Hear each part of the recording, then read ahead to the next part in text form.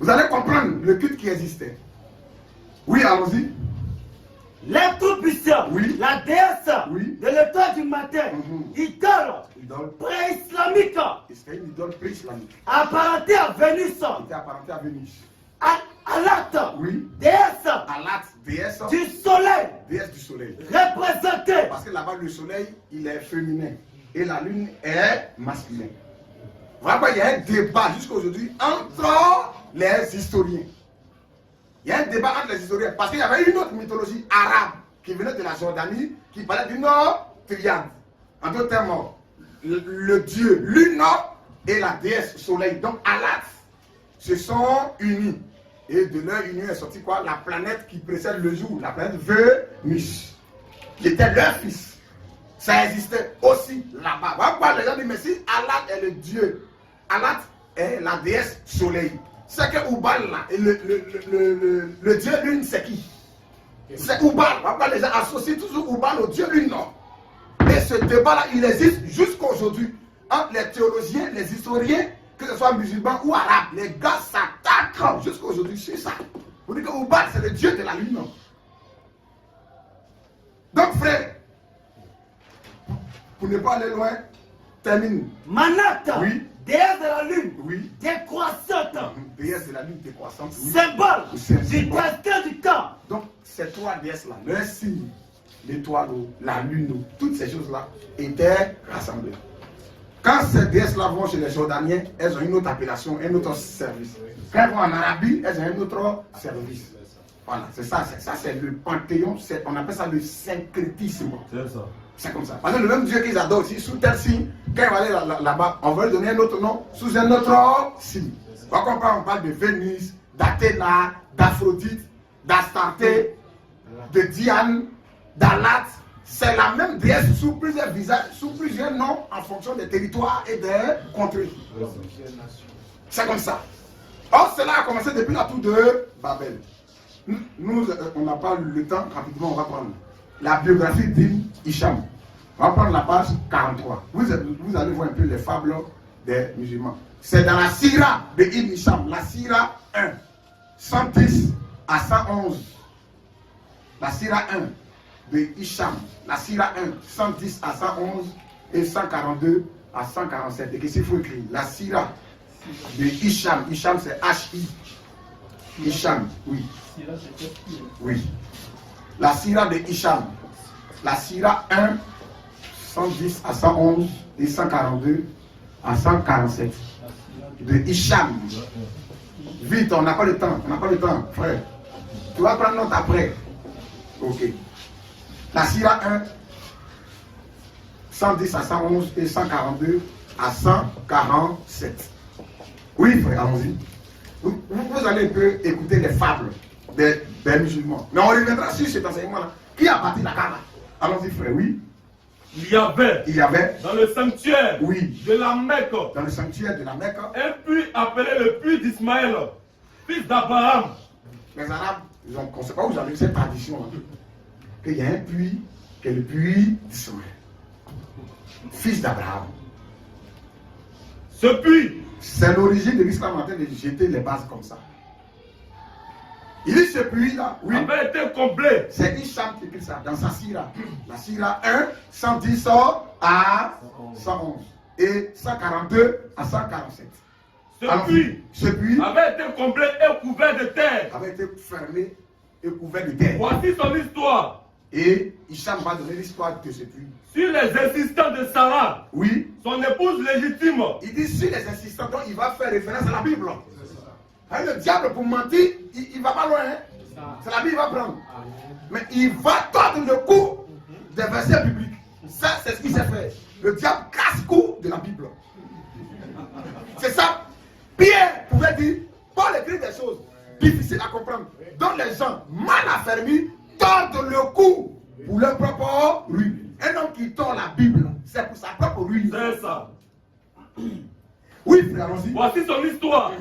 Sur les insistants de Sarah, son épouse légitime. C'est la Bible qui apparaît de Sarah. Abraham le Ce futur. que le Coran musulman va dire, ou les Arabes vont dire, doit avoir sa source dans la Bible. Si ça n'a pas de source dans la Bible, on rejette ça. C'est ça. Oui, frère, allons-y. Abraham répudia Agar, sa concubine, Donc elle était pas son épouse légitime. Ok, ça on est d'accord. avec son fils Ismaël, et les amena dans le désert. Et les y abandonna. Agar ira dans le désert avec son petit enfant. Oui. Ismaël était malade de soif. Sa mère l'allongea sur le sable et partit lui cueillir de l'eau en vain. Ah, vous voyez, elle allait lui cueillir l'eau en vain. Oui, allons-y. Devant As-Sapha, elle pria Dieu. Dans la Bible, elle n'a c'est pas écrit qu'elle a prié. Elle a laissé l'enfant. Et elle allait pleurer. Oui, je ne veux pas voir mon enfant mourir. Donc je me redis pour ne pas voir cette image. La Bible dit elle pleura. Elle n'a pas dit elle pria. Jamais. Elle a prié qu'un Dieu. On avance, oui. Devant As-Sapha, elle pria Dieu. Or, As-Sapha sont deux pierres que les Arabes adoraient avant. Attention, encore. Lis en bas même, ici. Oui, As-Sapha et Marawa. Oui, allons-y. As-Sapha et Al-Marwa. Oui. Deux buts C'était deux rocheuses deux blocs rocheux situés à la périphérie de l'enceinte du sanctuaire de la Mecque. De l'enceinte du sanctuaire de la Mecque. Oui. Avant l'islam, elles étaient le siège de divinité. C'était le siège de deux divinités. De la fertilité. La divinité de la fertilité. Vénérée par les pèlerins de la Mecque. Donc, ça veut dire qu'un peut-être fait pèlerinage à l'honneur de qui là-bas. Question. Comment des pèlerins de la Mecque, ils venaient des divinités. Et jusqu'à aujourd'hui, quand ils sont fait leur pèlerinage à la Mecque, là, ils passent devant ces deux cailloux-là. Ils prennent cette boisson, ils disent que c'est l'eau sacrée. Mais c'est un but païen. Il n'y a pas d'eau sacrée sur la terre ici. L'eau sacrée, c'est la parole de Dieu. Jean 15:3, il dit déjà vous êtes purs à cause de la parole.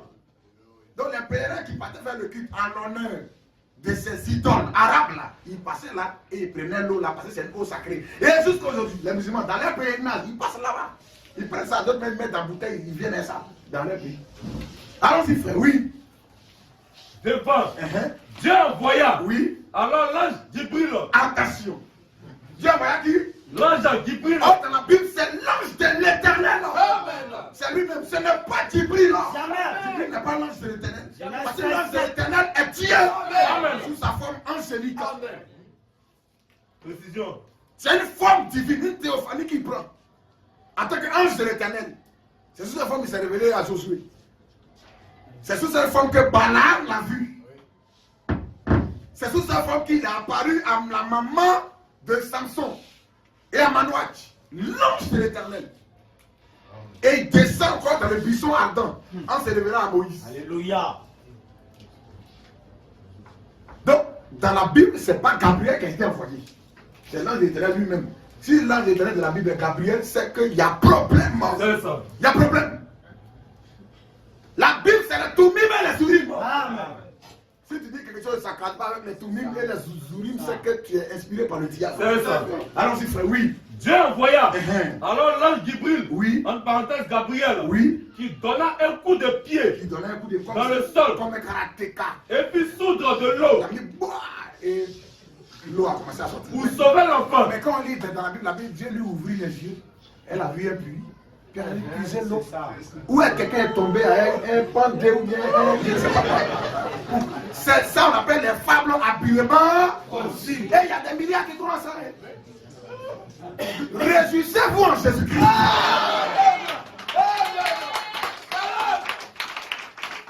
Allons-y, frère, oui. Elle creusa alors un fossé Elle creusa un fossé. autour de l'eau. Oui. Oui, puisait régulièrement. On est étonné qu'on entend ça. C'est ce puits-là que, d'après les musulmans, il faut garder. Tous les pèlerins qui vont aller à la Kaaba, aller adorer leurs idoles païennes là, qui vont aller en pèlerinage à la Kaaba, chaque année, doivent passer là, prendre cette eau sacrée.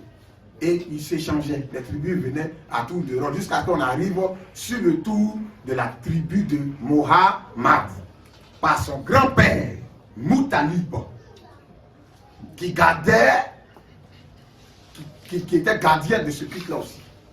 Et c'est ce Moutalib-là qui est quelque chose.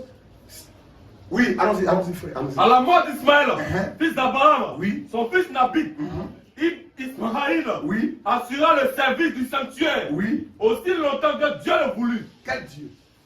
Oui. Puis Dieu Uh-huh. multiplia à la Mecque Oui. la descendance d'Ismaël Uh-huh. et des Jouroum, Oui. ses oncles maternels. Oui. La Mecque devenant trop étroite Oui. pour eux, Pour eux. ils se répandirent Uh-huh. dans le pays. Oui. Et Dieu, Oui. grâce à leur religion, leur donnait la victoire. Les Arabes pratiquaient quelle religion en Arabie? Il dit Dieu grâce à leur religion. Ce culte qu'ils faisaient là-bas, c'est quelle religion? Le culte en l'honneur du vrai Dieu était sur le territoire de Canaan par Abraham. C'est lui qui détenait ça. Ismaël a été chassé. Même en dehors d'Ismaël, Abraham a eu d'autres enfants dans Genèse 25 avec Ketura.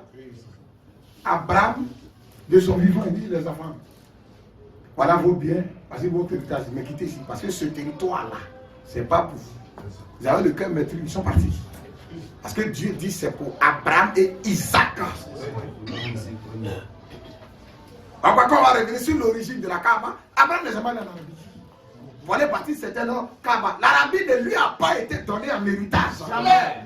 Pour aller partir là-bas, un culte. Et s'il allait en Arabie, si ça savait que c'est vrai, puis il allait Ismaël, et que Ismaël serait prophète, ça veut dire que les Arabes avaient déjà le vrai culte. La vraie adoration. Et ça contredit les Écritures. Et ça contredit les Écritures. Parce que dans les Écritures, il y a un seul lieu d'adoration. Il n'y en a pas deux. Le deuxième, c'est le parallélisme. C'est un greffage. Nous n'accepterons pas ça. Deux droites parallèles ne vont jamais. L'islam et le vrai Dieu, c'est deux droites parallèles. Il ne faut jamais se toucher. Il ne faut jamais se croiser.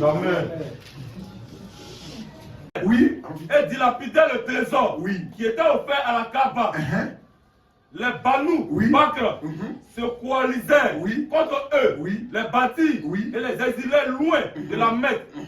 Avant de partir, les Jouroumites, Am Ibn, Al-Harith, prit les deux gazelles en or. Il y avait deux idoles, la gazelle en or, ainsi que la pierre noire, ainsi que la pierre noire. angulaire de la Kaaba. C'était des païens qui vénéraient des reliques, des pierres, d'après eux appelées pierres sacrées. Il a pris pierre noire, deux gazelles, de la Kaaba, et les enfouit dans le puits de Zamzam. Il allait cacher ça dans le puits là. Un jour, que Al-Moutalib dormait. On va arriver maintenant. Al-Moutalib, c'est le grand-père de Mahomet. Attention. Un jour dormant dans la Kaaba, parce que c'est eux qui étaient les gardiens de ce temple et de ce culte. Un jour, dormant, Al-Moutalib dormait dans l'enceinte du sanctuaire. Dans l'enceinte du sanctuaire. Il vit en songe. Un homme. C'est là un esprit. Un homme l'a abordé. C'est le diable qui l'avait abordé. C'est pas le Saint-Esprit. C'est un esprit qui a jeté les bases de l'islam. C'est comme ça que ça a commencé. Allons-y. Il vit en songe. Un homme l'a abordé. Et lui donnait l'ordre. Quelqu'un qui est dans la Kaaba au milieu des dieux païens. Cet esprit doit aller là-bas pour lui parler. Et lui dit quoi, frère? Et lui donnait l'ordre de creuser le puits de Zamzam. Creuser le puits de ce puits-là. Comblé depuis très longtemps. L'homme lui parla de l'importance de ce puits et lui indiqua son emplacement avec précision. Le lendemain matin, Abd al-Moutalib prit une pioche. Il a pris une pioche. Et emmena avec lui Harith, son premier fils. Le seul fils. Parce que Abdallah, papa de Mahomet, n'était pas encore né.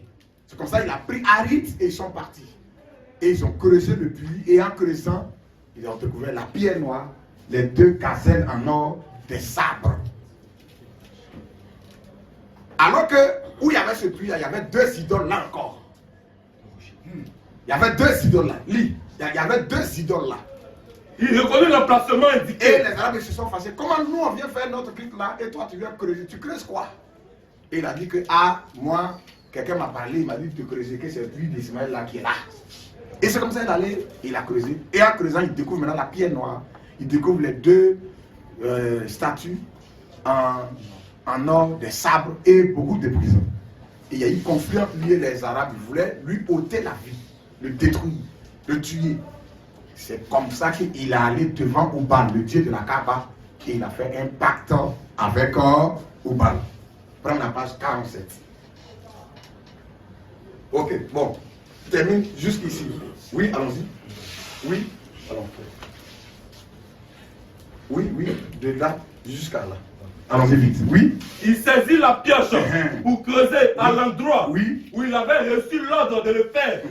Mais les Kouaïch se dressaient contre lui et l'empêchaient de profaner. Écoutez bien, oui.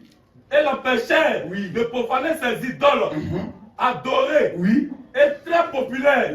Abd al-Muttalib demanda à son fils Harith d'assurer sa protection pendant qu'il allait creuser au pied des idoles. Devant sa détermination, les Kouaïch se résignaient à le laisser faire. Après quelques coups de pioche, Abd al-Muttalib découvrit les pierres qui avaient servi à combler le puits et cria, 2 points, Dieu est le plus grand. Allah ou Akbar. Donc, qui était ce Dieu qui était le plus grand? Allah Akbar. C'est en creusant le puits qu'il a crié pour la première fois Allah Akbar. Dieu est le plus grand. Mais qui était son Dieu là qui était le plus grand? C'est Oubal, le grand Dieu de la Kaaba. Termine, oui. Le Kouaïch constatait qu'il avait été bien inspiré. Dégageant complètement le puits, Abd al-Muttalib, il trouva les 2 gazelles en or qui avaient été cachées par les Jouhou avant l'exil de la Mecque. Il y trouva aussi des sabres et des boucliers. Les Kouaïs lui dit, Abd al-Muttalib, tu dois partager ce trésor avec nous. Non, leur répondit-il, mais je vous propose une solution équitable. Pour vous comme pour moi, nous tirons au sort sur ces objets sacrés auprès du dieu Oubal. Auprès du dieu Oubal. Qui était une idole vénérée. À l'intérieur même de la Kaaba. Attention. La plus importante de leur panthéon. Alléluia. La plus importante de leur panthéon arabe, c'était Oubal. La divinité la plus importante. Donc il était le grand Dieu. Quand on dit Allah Akbar, c'est Oubal. La divinité la plus importante de la Kaaba, de leur panthéon, c'est Oubal. Donc c'est lui qui est Allah Akbar. C'est pas le Dieu de la Bible. Jamais. C'est clair. Donc lorsqu'il a creusé, il a vu, il a crié Allah Akbar. Donc lorsque ils étaient fâchés pour qu'ils vont faire le tirage, ils vont faire le partage, il a refusé. Et c'est comme ça que les gens voulaient à sa vie. Et il allait maintenant faire un pacte. Et quel était ce pacte? On va prendre la page 47 et 48. La Sira 1, 151 et 155. La Sira de Hicham. Oui, allons-y, frère. Oui, allons-y. 146. La Sira de Hicham. Allons-y, frère. Oui. Ayant subi l'opposition de Kouaïch. Parce que lorsqu'ils sont allés faire le tirage au sort devant Oubal à la Kaaba, le sort est tombé concernant les sabres en or, tout ça là, ça devait revenir à lui. Et les Arabes étant fâchés, voulu le tuer. Sa vie était en danger. Et c'est comme ça maintenant il allait faire un pacte. Voici le pacte de l'origine de l'islam. Oui. Ayant subi l'opposition de Kouaïch lors de la découverte du puits de Zamzam, Abd al-Muttalib, Ibn Hashim. J'ai dit la Sira 1, 151 à 155. C'est ça qu'on est en train de lire. La Sira de Hicham. Sira 1, 151, 155. Oui. Allons-y, frère. Ayant subi l'opposition de Kouaïch lors de la découverte du puits de Zamzam, Abd al-Muttalib, Ibn Hashim, fit, dit-on, le vœu suivant. Il a fait le vœu suivant. 2 points. C'est le pacte. C'est pas vœu, c'est un pacte. C'est un pacte. Et quel était ce vœu? S'il avait 10 enfants mâles. S'il a eu 10 enfants mâles. Et si ces garçons parvenaient à l'âge adulte. Et que si ces enfants-là grandissent. Pour protéger leur père. Et qu'ils arrivent à le protéger contre ses ennemis-là. Il offrirait l'un d'entre eux. Il va prendre l'un de ses enfants-là. En sacrifice. Il va l'offrir en sacrifice à la divinité. Ou à la divinité. De la Kaaba. De la. Et effectivement, il a eu des garçons, il a eu 2 filles. Mais ces garçons étaient 10. Le premier c'est Harith, avec qui il était allé pour creuser. Et c'est comme ça, plus tard, est venu beaucoup de garçons. Il a eu 10 garçons, effectivement. Et parmi ces garçons, il y a un qu'il appelait Abdallah, serviteur d'Allah. Il l'aimait plus. Il l'aimait plus parmi tous ses enfants. Donc lorsque ses enfants ont grandi un jour, il les appelle et dit, ah, j'ai fait un vœu, un pacte. Vraiment que je dois honorer. Il faut que j'offre. On dit, mais il faut honorer ton pacte. Il doit offrir l'un d'entre vous à mon Dieu pour l'égorger. À Oubal, vivant, comme sacrifice. Oui, allons-y, frère. Il eut effectivement 10 fils adultes. Et jouait ainsi d'une protection assurée. Il les réunit un jour pour leur révéler son vœu et les exhorter à ne pas le renier. D'accord, lui dit-il. Mais comment faire pour accomplir ce vœu? Prenez chacun. Il a dit, on n'a qu'à faire tirage au sort, on va lancer. Lui que le tirage va tomber sur lui, c'est lui qui sera offert à mon Dieu. Et le sort est tombé sur qui? Le papa de Mohamed, Abdallah. Attention. Et il a pris Abdallah, il partait le sacrifier. C'est là les gens se sont mis en opposition. Ses enfants ont dit non, ne fais pas ça. Il dit, mais je dois honorer mon pacte. On dit, allons-y consulter une féticheuse. Comme ça, ils sont allés à Yatri. Ils sont allés consulter une féticheuse dans les grottes d'Igaz. Et cette dernière-là, elle a dit, attendez, mon Dieu ne m'a pas encore parlé. Attendez, il va me parler. Et le lendemain, quand le djinn lui a parlé, il résume, hein, pour ne pas qu'on puisse lire tout. Quand le djinn lui a parlé, le démon lui a parlé, parce que c'est une femme qui a un esprit de divination, c'est une sorcière. Elle a dit, chez vous là-bas, comment on rachète un homme? Il dit, c'est 10 chameaux. Elle dit, ah ok. Retourne dans la Kaaba. Devant la statue de ton Dieu, Oubal, le grand Dieu de la Kaaba. Tu mets 10 chameaux d'un côté, et tu mets l'enfant d'un côté. Et tu fais le tirage au sort. Si le sort tombe sur l'enfant, c'est qu'il n'a pas accepté les 10 chameaux. Il faut compléter encore. Et tu le fais encore. Si le sort tombe sur l'enfant, c'est qu'il n'a pas accepté les 10 chameaux. Il faut compléter encore. Jusqu'à ce que ça tombe sur l'enfant. Et plutôt sur les chameaux. Et effectivement, il est allé dans la Kaaba et il a fait ça.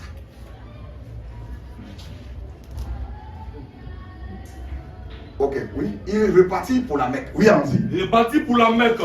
Décidé. Oui. Tous à obéir à l'ordre de la Sibylle. De la Sibylle. Tandis que Abd al-Muttalib ne cessait d'implorer Dieu. Cette Sibylle remplie de djinns, de démons, c'est elle qui a donné cette voix. Vous voyez que ça là, c'est ça qui va racheter l'homme. Au contraire, il a lié sa famille dans le pacte encore. Oui, allons-y. Il ne cessait d'implorer Dieu. Oui. Il se prosternait. Il implorait quel Dieu? Devant Oubal. Il se prosternait devant. Donc son Dieu c'est Oubal. C'est clair. Il se prosternait devant Oubal. Oui. Et lui offrir. Oui, oui. D'un côté, 10 chameaux. 10 chameaux. Et de l'autre, Abdallah. Oui. Abd Muttalib. Oui. Pria toujours Dieu. Le Très-Haut. Au pied de l'idole. Comment on peut prier le Très-Haut de la Bible au pied du Nord? Ça c'est du brigadage. On ne peut pas nous distraire avec ça. Il veut coller au fait. Alléluia. Amen. Un greffage. Ça ne passe pas. Le Très-Haut n'est pas ce Dieu qu'il adorait. Jamais. Il n'a jamais connu même le Très-Haut même. Impossible. Le Dieu Elion, le Très-Haut. C'est pas lui qu'il adorait là. Continue frère, oui. Le sort désigna Abdallah. Il s'y ajoutait 10 chameaux. 10 chameaux. Mais le sort désignait encore Abdallah. Continue. De dizaine en dizaine. De dizaine en dizaine. Le sort désignait toujours Abdallah. Lorsque le nombre de chameaux atteignit la centaine. Donc ils sont arrivés sur 10 fois. 10 chameaux. Échec. 10 chameaux. Échec. 10 chameaux. Quand quelqu'un qui passe au concours, il donne. Il donne encore. Jusqu'à ils sont arrivés, on dit, à une dizaine de fois. Donc 100 chameaux. Al-Muttalib implora Dieu encore avec plus d'insistance. Oui. Et le prêtre de Oubal. Et le prêtre Oubal tira au sort. Parce que Oubal c'est le Dieu de la divination. Il faut tirer au sort. Et il lance les flèches. Oui. 7 fois. Le Le sort désigna les 100 chameaux. Est tombé sur les 100 chameaux. Les Kouraïchites et toute l'assistance s'écrièrent. Ton Dieu est satisfait. Ton Dieu est satisfait. Abd al-Muttalib, ton vœu est accompli. Il a dit non. On n'a qu'à reprendre ça 3 fois encore. pour être sûr que vraiment Oubal a accepté le sacrifice. Non, dit-il, il faut que les tessons soient tirés 3 fois. 3 fois les tessons furent tirés. Et 3 fois, le sort désigna les chameaux. Le sort désigna les chameaux. Les bêtes furent offertes en sacrifice. Et les bêtes, les 100 chameaux ce jour-là ont été égorgés. Et laissés au pied de l'idole. Offerts en sacrifice. À Oubal. Et ils ont mangé le sacrifice. Tout le monde était réjoui. Termine, frère. Oui. Toute l'assistance, sans aucune restriction, prit part à cette offrande. Toute l'assistance a pris part. Frère, est-ce que ça là c'est un rachat? Est-ce qu'un musulman peut dire que effectivement Abdallah a été racheté? Jamais. Sans chameau. Quand tu vas voir Félicien et puis tu fais un sacrifice, c'est ton achat que tu es en train de te faire. Au contraire, tu aggraves ta situation. C'est des portes même que tu ouvres même. C'est comme ça qu'il a été blagué. Parce que quelque temps après, Abdallah a connu Amina, qui est la maman de Mohammed. Et ça s'est fait de façon rapide, elle est tombée enceinte. Et c'est en pleine grossesse, Abdallah est mort. C'est que les 100 chameaux, ça a été échec. Pourquoi Mohammed n'a pas connu son papa? Donc qui lui a donné le nom Mohammed là? Question. Qui lui a donné le nom Mohammed? Il n'a pas connu son papa.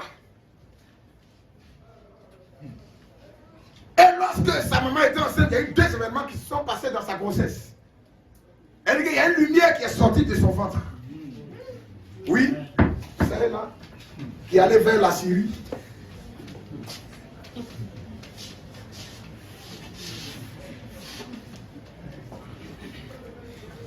Ici. Les gens disent, là, jusqu'à là, rapidement, frère. Les gens disent, oui, Dieu seul sait si c'est vrai. Qu'Amina, la mère du prophète, cette histoire est toujours dans l'islam. Que la maman de Mohammed aurait dit, racontait que lorsqu'elle était enceinte, elle eut en songe la visite d'un homme qui lui dit, tu portes dans ton sein le Seigneur de cette nation. Vous voyez, son grand-père avait vu qui en songe? Un homme, non? Qui lui a montré le puits. Sa maman aussi enceinte, le même homme encore, il revient encore. Pour donner le nom maintenant de l'enfant. C'est Oubal là qui envoyait maintenant ces démons. Parce que l'enfant doit être choisi maintenant pour un nouveau culte. Shalom. Vas-y. C'est lui qui est venu sous la forme de Djibril là. Lors de son appel, c'est lui qui est venu maintenant sous la forme de Djibril. On a dit aux musulmans que Djibril c'est Allah. Parce que dans le Coran, il est dit là-bas que dans le buisson ardent, lui qui a parlé à Moïse, c'est Allah. Et dans la Bible. Alors que voilà dit dans les hadiths que lui qui a parlé à Moïse dans le buisson ardent, c'est Djibril. Bon, dans la Bible, on regarde, c'est Dieu. Les musulmans disent que c'est Djibril. En tout temps, c'est Djibril se fait passer pour Dieu. C'est ça. C'est clair. Et dans le Coran, il est dit encore que c'est Allah qui a parlé à Moïse encore dans le buisson Adam. Bon, qui a parlé à Moïse dans le buisson Adam? C'est Djibril ou bien c'est Allah? Question. Arrêtez, Djibril qui s'est révélé à lui là. C'est ce Allah là en réalité. Ce n'est pas le Dieu de la Bible. Jamais. Lui-même le Djibril de la Bible. Quand il vient devant Mahomet, il dit il est Djibril, il a envoyé d'Allah. Et pas d'un autre type. Satan s'est rusé. Oui. Donc c'est cet esprit là qui a dit à cette dernière, lorsque tu vas accoucher, voilà le nom que tu vas donner à l'enfant. Tu vois, le nom d'un esprit. C'est un esprit qui a donné ce nom-là. Oui. Tu portes dans ton sein le Seigneur de cette nation. Oui. Dès que tu auras accouché, tu mettras l'enfant sous la protection de Dieu. Écoutez bien, sous la protection de Dieu. On va voir où Mahomet a été consacré quand il est né. Écoutez bien. Tu mettras l'enfant sous la protection de Dieu. Sous la protection de Dieu. On va voir. L'unique. Il a été consacré à qui? Allons-y, frère, oui. De Dieu l'unique, à l'abri de la méchanceté des envieux. Oui. Tu l'appelleras. Tu l'appelleras Mohammed. Donc c'est cet esprit-là qui a parlé à sa maman en songe. Voilà le nom que tu vas lui donner. Oui. Allons-y. Tu l'appelleras Mohammed. Amina reconnaît. Oui. Racontait. Amina aussi, elle racontait. Aussi que lorsqu'elle fut enceinte. C'est ça, c'est dans le Coran. C'est ce qu'on est en train de lire aujourd'hui là. C'est même pas dans le Coran. Parce que si un homme censé lit ça là, il ne peut pas rester dans l'islam. Jamais. Oui, allons-y. Elle racontait oui. aussi que lorsqu'elle fut enceinte de Muhammad, elle vit sortir d'elle une lumière qui illumina devant elle. Qui est sortie d'elle. Il a été oint dans le sein de sa maman. Il a été baptisé. C'est des traces, la Bible, Jean-Baptiste fut quoi rempli le sein de sa. Mais lui aussi, il a été oint par une puissance dans le sein de sa maman. Il y a une lumière qui est sortie de son ventre, qui allait en quelle direction? Une lumière illumina devant elle les châteaux de Borsa en Syrie. Et c'est comme ça que la lumière est partie vers la Syrie. Oui, allons-y. Abdallah, le père de Muhammad. Abdallah, père de Muhammad. Oui, alors même. Il est mort alors même. Amina était encore enceinte. Donc le pacte de 100 chameaux a servi à quoi? Question. Le pacte de 100 chameaux n'a servi à rien. Au contraire même, c'est un pacte pour faire entrer un nouveau culte. Satan, c'est un menteur. La Bible est le père du mensonge. Sans chameau ne peut pas racheter quelqu'un. Le rachat de l'homme, c'est en Jésus-Christ. Son sang brise toute malédiction. Amen. Son sang détruit toute malédiction. Voici la malédiction des Kouraïchites. Ce pacte de sang, de 100 chameaux. Oui, frère. Allons-y. Lorsqu'Amina donna naissance à Muhammad. Parce que l'homme lui a dit, tu vas accoucher un enfant, tu lui donneras le nom de Muhammad. C'est ce que l'esprit lui a dit. C'est pas un homme, c'est un esprit qui lui a parlé. Et tu vas y mettre sous la protection du grand Dieu. Elle est tombée enceinte. Et Abdallah est décédé. Il n'a pas vu Muhammad. Et le jour que l'enfant est né, oui. Lorsqu'Amina donna naissance à Muhammad, elle fit annoncer à son grand-père. Elle a porté la nouvelle au grand-père Al-Moutalib qui avait fait le sacrifice. La naissance d'un garçon. Le grand-père arriva. Et regarda le nouveau-né. Il regarda le nouveau-né. Amina lui raconta ce qu'elle avait vu. Elle lui raconta ce qu'elle avait vu. Lorsqu'elle était enceinte de lui. En d'autres termes, la lumière qui est sortie de son ventre et l'enfant doit être placé sous la protection du Très-Haut. C'est ça, non? Donc lui vient voir l'enfant, elle lui fait tout ce qu'elle a vu, le CR, qu'elle était enceinte. Donc il faut que l'enfant soit placé sous la protection du Très-Haut. Allons-y. Ce qu'on lui avait dit à son sujet, et le nom qu'il devait porter, Al-Moutalib prit l'enfant dans ses bras et pénétra dans la Kaaba. Attention! Alléluia! C'est là le pacte doit être scellé. Il y a un qui est mort, mais lui il devait servir mon Dieu. Du nom d'Abdallah. Il doit être esclave d'Allah, serviteur d'Allah. Mais je dois honorer un pacte parce que ma bouche dit je dois offrir à son Dieu là, qu'il adore. Mais comme lui il est mort, il faut que ça continue toujours. Donc il prend Muhammad et qu'est-ce qu'il fait? Il pénètre dans la Kaaba. Oh, vous savez que dans la Kaaba il y avait 360 idoles. Allah y était adoré. Toutes les idoles arabes y étaient adorées. Et le grand Dieu de la Kaaba, la divinité importante de la Kaaba, c'est Ubal. C'est ça. La Bible dit, il prend Muhammad, il rentre dans la consécration.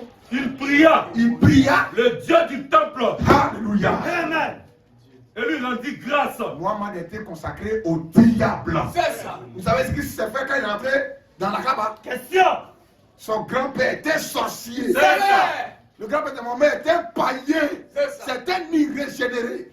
Il ne connaît pas Dieu. Jamais. Il adorait des idoles. C'est au pied de Ubal où il devait sacrifier le papa de Muhammad. C'est là qu'il allait consacrer Muhammad dans la Kaaba. Et quand il est sorti, il a donné l'enfant à la maman. Et elle n'a pas arrêté Muhammad, c'était des femmes qui ont été prises. On a payé pour allaiter Muhammad. C'est comme ça que Muhammad était déjà marqué.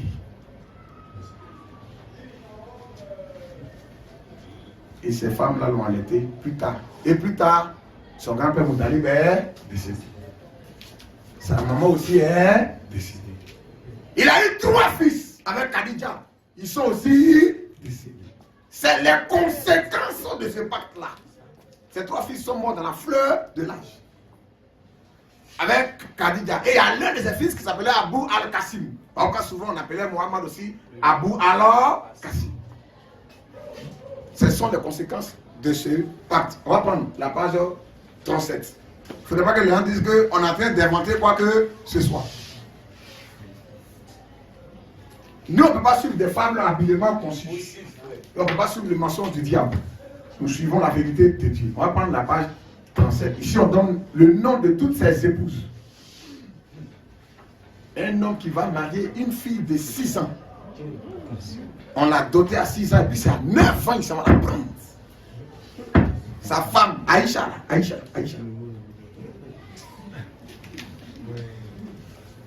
Pourquoi les musulmans ne veulent pas qu'on parle de la vie de leur prophète? Parce que c'est un mauvais exemple. Il a pris même la femme de l'un de ses fils adoptifs.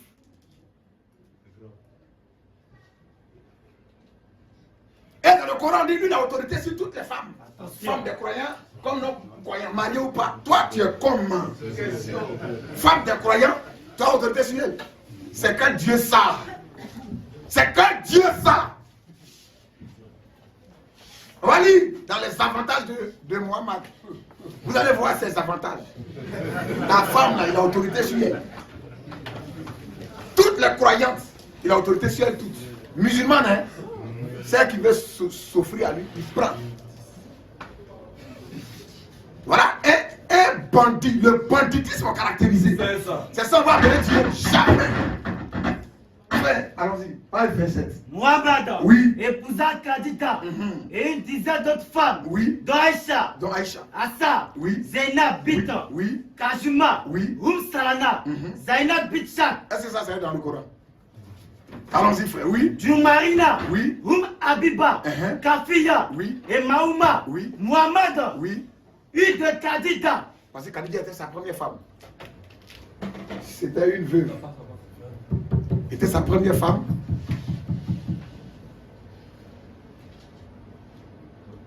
Allô. Était sa première femme et c'était une veuve. Une riche veuve. Oui, allons-y. Mohamed. Une de Khadija. 3 fils. Al-Qasim. Al-Taï. Et Al-Tabi. Tous 3. Tous ces 3 fils-là sont morts.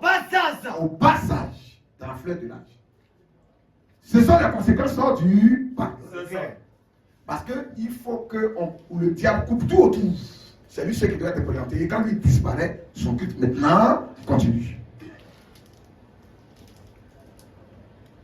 Ces enfants garçons ils sont décédés. Quand on demande ça aux musulmans, pourquoi? Ils ne peuvent pas répondre, ils sont bloqués. Regardez, tout est basé sur sang, pacte, sang, mort. Même quand il a reçu sa révélation et qu'il a commencé son ministère, au début il prêchait, ça ne passait pas. Il prêche, ça ne passe pas. Il prêche, ça ne passe pas. On s'est dit comment vous persécutez dans une vie, fuyez dans une autre vie. Il allait faire un pacte avec un groupe encore de gens. Vous dites, bon, cette fois-ci là, on va passer dans une deuxième phase.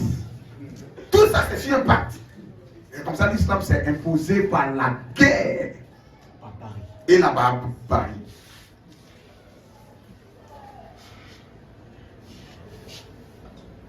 Excusez-moi, frère.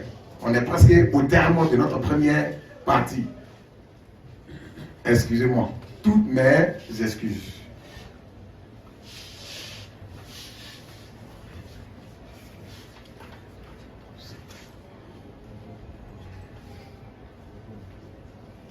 Ok, la page 64-65.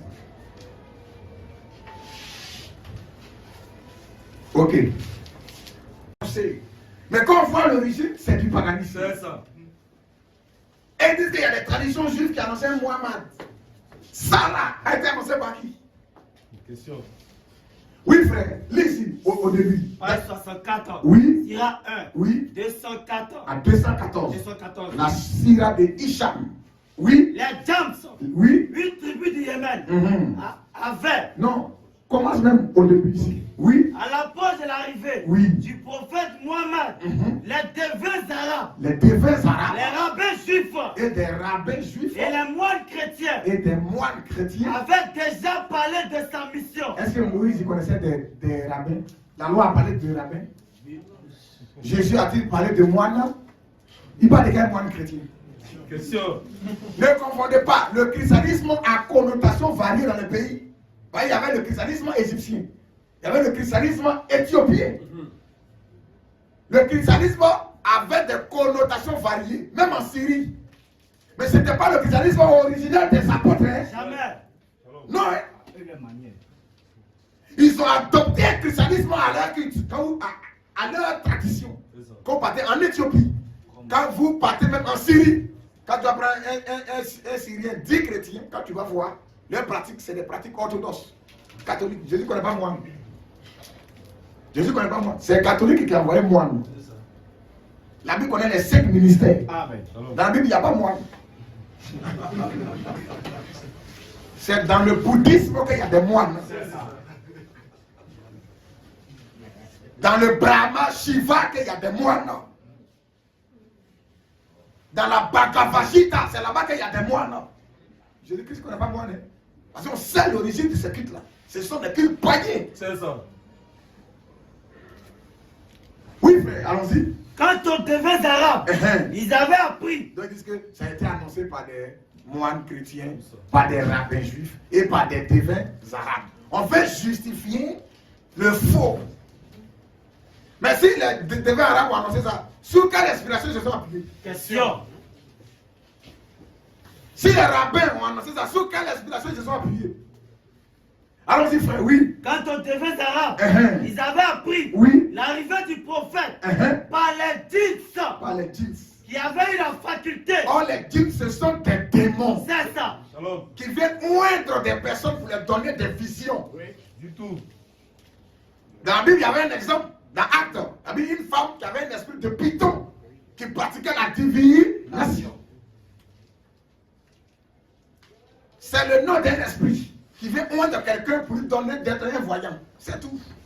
Vas-y, frère, oui. Ils avaient appris l'arrivée du prophète. Donc, les djinns ont appris l'arrivée du prophète. Par les djinns qui avaient eu la faculté d'entendre et de capter les informations. D'entendre par des démons qui ont la faculté d'entendre et de capter des informations. Venus du ciel. Venus du ciel. Mais les Arabes n'y prêtaient pas attention. Jusqu'au moment où Dieu révéla cette mission. Quel Dieu? Allons-y, frère, oui. Et où les choses que les devins avaient annoncées se réalisaient. À ce moment-là, les Arabes reconnus, les James, 8 tribus du Yémen. Donc, les devins arabes annonçaient que l'islam, les Arabes allaient avoir un grand prophète.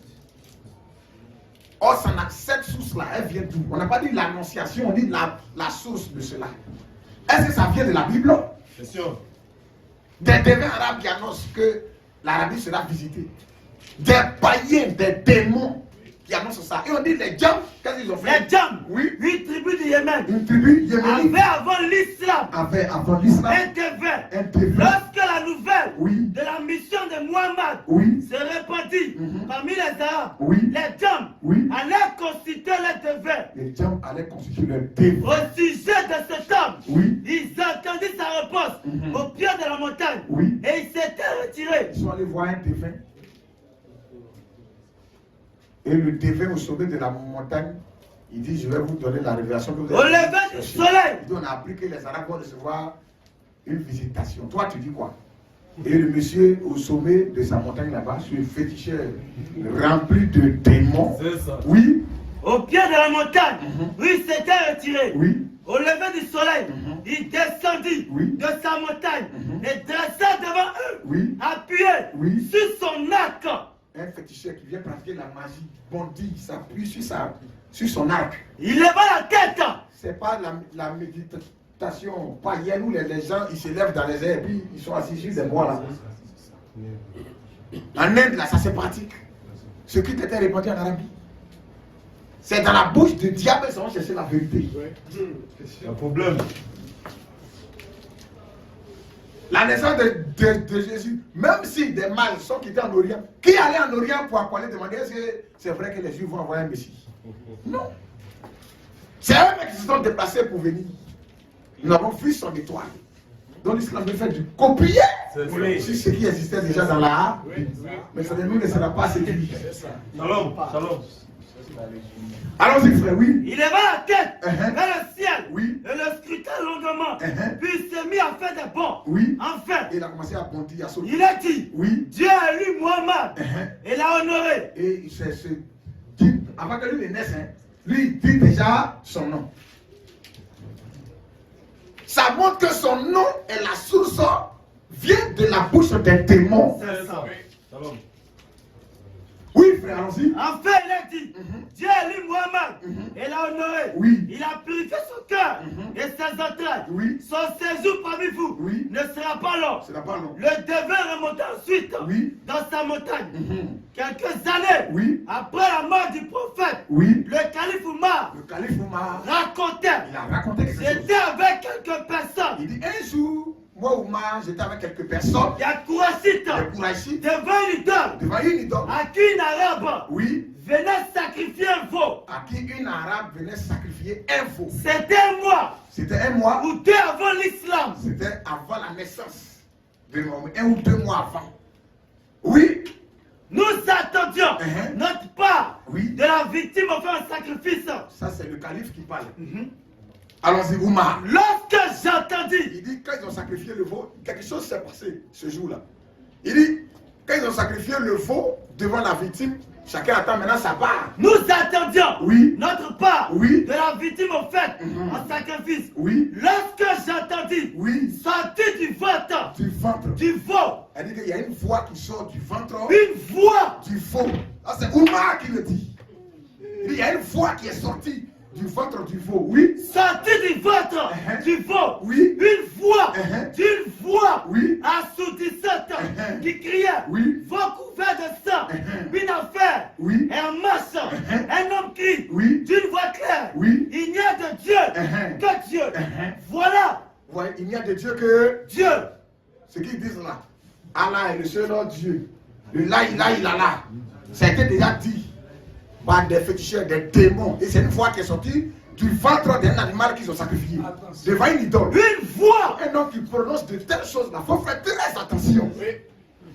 C'est des sources démoniaques. Comment une voix peut sortir du ventre d'un veau? Mais ça, c'est de la sorcellerie. C'est ça. Ça montre que l'esprit qui est derrière cette région, il est très dangereux. Claire. C'est un esprit qui est très dangereux. Oui, frère. Lorsque j'entendis sortir du ventre Oui. du veau une voix Oui. d'une puissance assourdissante Oui. qui criait, Qui criait. veau couvert de sang, une affaire en marche, Une affaire. un homme qui crie. L'islam va entrer en scène. Mohammed va naître. Une voix qui sort du ventre d'un veau. C'est sur ça on va s'appuyer pour dire que c'est ça qui est la religion d'Abraham. Et Abraham était un musulman. Vous voyez le paganisme. Oui, frère, on dit. Un homme qui crie, une voix claire. Oui. Il n'y a de Dieu Il n'y a de Dieu. que Dieu. Il n'y a de Dieu que Dieu. C'est ça, Voilà. Ils ont collé le là qui récite là. Il n'y a de Dieu que Dieu et Mohammed est son prophète. Mais l'expression il n'y a de Dieu que Dieu est son origine de la bouche des démons. Voilà. C'est une voix qui sort de la bouche d'un veau et les féticheurs rassemblés là, ils prononcent, ils donnent l'interprétation de cela. Voilà. Oui. Ce qui nous est parvenu. Oui. Des annonces faites Oui. par les devins. Par les défunts Arabes. arabes. Donc Allah existait déjà. Ces incantations qu'il récite là, ça existait déjà. Claire. Voilà pourquoi lorsqu'il a commencé son culte, et c'est là on va s'arrêter. La page 162, la Sira 1, 454 et 468. C'est là on va s'arrêter pour aujourd'hui. Parce que si on veut parler de l'islam, mon ami, on va dormir ici.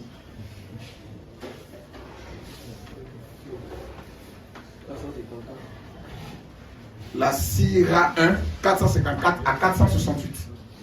C'est là on va s'arrêter. Il est rentré dans un second pacte lorsqu'il a commencé maintenant son culte. Et quel était ce second pacte-là? C'est ce qu'on va voir ici. Oui. Hicham dit. Hicham dit quoi? Avant le second pacte de Aqaba, le prophète n'avait pas eu l'autorisation de déclarer la guerre. Une religion qui se déclare par la guerre. On dit avant son second pacte, il n'a pas encore eu l'autorisation de déclarer la guerre. Parce que la déclaration de la guerre a été basée sur un pacte. Ce qu'ils appellent le djihad, la guerre sainte. Mahomet a participé à 29 guerres de son vivant. Clair. C'est écrit. C'est dans l'une de ces guerres qu'il a massacré une tribu juive. Et de cette tribu juive, il a pris une femme là-bas du nom de Zéinab. C'est elle qui a dit, s'il est vraiment prophète là, le mouton, parce qu'il aime même manger choukouya et pomme. Et elle a empoisonné ça. Elle a empoisonné ça. Elle dit, s'il est prophète, Dieu va nous révéler que c'est empoisonné. Alors les juifs, c'est que le prophète est voyant. Jésus a dit que s'ils boivent quelques breuvages mortels, ne leur fait la point de... Amen. On ne sait pas, c'est empoisonné. C'est la lutte qu'on boit, parce que la Bible, tout est sanctifié par la prière, par la parole de Dieu. Amen. Dieu même, il peut briser même le verre ou bien renverser l'assiette là dans ta main. En envoyant son ange rapidement à côté de toi pour agir. Ça que toi, tu ne le vois. Tu n'as pas besoin de chercher les anges, ils sont où? Vous pouvez les invoquer. Non. Un prophète, il peut mourir en martyr d'une mort naturelle. Abraham, on n'a pas dit que ce ne sont pas des hommes. La Bible dit, vous êtes des dieux, mais vous mourrez comme des hommes. C'est comme ça. Accident. À cause de sa foi, on peut le prendre, le livrer au lion. Ça a été fait. Dans Hébreu 11 parle de ça. Mais il n'y a pas quelqu'un dans la liste d'Hébreu 11 là qui est mort empoisonné. Jamais. Jamais. Mahomet est mort empoisonné par une femme juive du nom de Zéna. Allons-y, frère, oui. Avant le second pacte de Akaba, le prophète n'avait pas eu l'autorisation de déclarer la guerre. Oui. Il ne fait couler le sang. Oui. Il lui était seulement ordonné de prier Dieu, de supporter les vexations et de pardonner. Allah lui a dit il faut supporter, il faut prier. Et de pardonner à ceux qui étaient dans l'ignorance. Voilà ce que Djibril lui avait dit. Les Kouaïs. Toi, me dis à ceux qui étaient dans. Ça dit qu'il ne sait pas. Mais après, il dit non, l'ignorance, c'est trop. Les Kouaïs persécutaient les disciples du prophète. Et c'est écrit dans le Coran. Car ce sont des gens qui ne comprennent vraiment pas. On dit il faut les combattre. Comment quelqu'un qui ne comprend pas, on dit il faut l'expliquer. Et puis ne lui donne même pas d'eau au combat. À moins que ce soit par tactique de combat. Donne pas d'eau pour fuir. Non. Si tu as donné d'eau, c'est que c'est pour le prendre à réveil. Voilà. Ne prenez pas pour aller les juifs et les chrétiens. Celui qui les prend pour aller devient un des leurs. Un Dieu qui vient menacer Israël naturel et l'église. Attention. Problème, frère. Allons-y, frère, oui. Les uns étaient détournés de leur foi. D'autres étaient pris et torturés. Quand l'islam est venu, d'autres étaient détournés de la foi musulmane, d'autres entraient et puis ils sortaient. Est-ce que nous, les chrétiens, ça doit nous étonner? Les gens marchaient, les apôtres, ils ont abandonné les apôtres. Et les apôtres ont fait la guerre. Ils ont tué qui? C'est-à-dire quand on va vous persécuter dans une ville, quittez, allez-y dans une autre ville. Si on traitait le bois vert de la sorte, c'est pas le bois sec qui sera épargné. Donc lui, quand il a vu que le nombre de ses croyants a commencé à diminuer, les gens ont commencé à retourner. D'autres étaient persécutés. Qu'est-ce qu'il a fait? Oui. D'autres avaient fui les tortures et réfugiés en Abyssinie, en Médine ou ailleurs. Les 12 Ansar qui avaient conclu un pacte avec le prophète à la première réunion de Akaba, appelé le pacte des femmes, s'étaient engagés à lui obéir en toutes circonstances, à ne pas se révolter contre l'autorité, a toujours dit la vérité, avec l'aide de Dieu, sans craindre de reproches. Mais la seconde réunion de Akaba, ce fut le pacte de guerre. C'était le pacte de guerre. C'est comme ça que Mahomet a compris. L'islam là, c'est la guerre. Il n'a pas inventé. Le christianisme là, c'était pas par la force. C'est par la parole. Amen. Et par la puissance du Saint-Esprit. Amen. Ce fut le pacte de guerre. Le pacte de guerre. Après que Dieu eut autorisé. Après que son Djibril là, lui, donne maintenant l'autorisation. Eut autorisé son envoyé à déclarer la guerre. Donc, il a déclaré la guerre. Comme je presse, vous ne voulez pas accepter. Vous me persécutez. Trop, c'est trop. Frère, nous sommes dans la dispensation du sang, de l'agneau et de la grâce. Cet esprit, c'est la douceur, c'est la colombe. De cet esprit, c'est pas la violence. Encore ne soyez pas étonné de leur attitude. Ne soyez pas étonné de leur attitude. L'islam a commencé par la violence. Mahomet a été contraint à faire des récitations. Dans la deuxième phase, c'est ce qu'on présentera. Son appel, sa mort, et on fait comparaison maintenant sur ses révélations. Il dit, il a vu Adam en vision. Il a vu Abraham en vision. Il a vu Adam, qu'Adam faisait 30 coudées. Et 60 coudées. En tout cas, 30 mètres. Abraham n'était pas un géant. Il dit, il a vu Jésus. Jésus, c'était un rougeau. Et il y avait beaucoup de points de beauté sur son visage. Le Jésus de Mahomet n'est pas le Jésus de la Bible. S'il y avait point de beauté sur son visage, c'est qu'il devait avoir quelque chose pour attirer les regards des autres. Oh, ça veut dire qu'il n'avait rien pour attirer les regards. Quand il y a point de beauté sur le visage de quelqu'un, on ne voit pas ça. Ça peut attirer les regards. On a dit qu'il n'avait rien pour attirer quelqu'un qui est un rougeau. Parmi nous, là, quelqu'un qui est clair, là, on ne le voit pas. Il se distingue des autres. Si Jésus était un rougeau, quand j'étais allé pour le livrer là, dans le groupe là, j'allais venir chercher le rougeau. Mais ils sont arrivés même, ils ne savent pas c'est qui. Alléluia. Donc il y a problème. On termine. Donc c'est comme ça qu'il a promis maintenant le paradis à ceux qui vont combattre. Il s'engagea alors devant Dieu avec les ansars à combattre toute personne, qu'elle fût blanche ou noire. C'est comme ça que devant la tribu Ansar, ils ont conclu ce pacte-là. Et dans le pacte, ils devaient combattre toute personne, qu'elle soit blanche, noire, chinois, je ne sais quoi, quiconque va s'opposer à lui, sa religion, doit être combattu. Donc elle vient dire, notre religion est une religion de paix. Ce sont des menteurs. C'est la ruse du diable. C'est des rusés. Ce sont des rusés. L'islam s'est imposé par la force. C'est le sang qu'ils ont répandu. Un culte qui est basé, une religion qui est basée sur le sang. On a compris déjà le pacte de sang qui avait été fait par son grand-père. C'est ça qui suit toujours cette religion. Un homme qui n'a pas peur de mettre bombe sur lui. Et il s'explose. Et vont nous faire croire que non, ça c'est pas des musulmans, c'est des djihadistes. Pacte de guerre là, c'est quoi? Question. Combattre les gens là, c'est quoi? Qu'est-ce que c'est? Le pacte qu'il a fait avec les Ansar, où à partir d'aujourd'hui, là, on doit faire combat. Mais il ne veut pas qu'on présente ça, parce que ça les dévoile. Allons-y, frère, oui.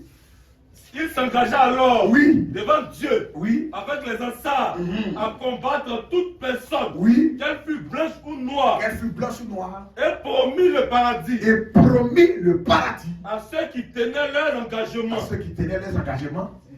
Et qui combattaient, en tout cas, dans cet engagement et dans ce pacte.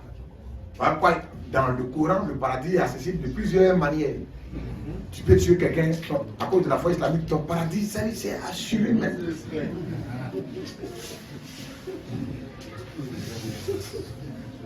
Frère, la conclusion de la première partie.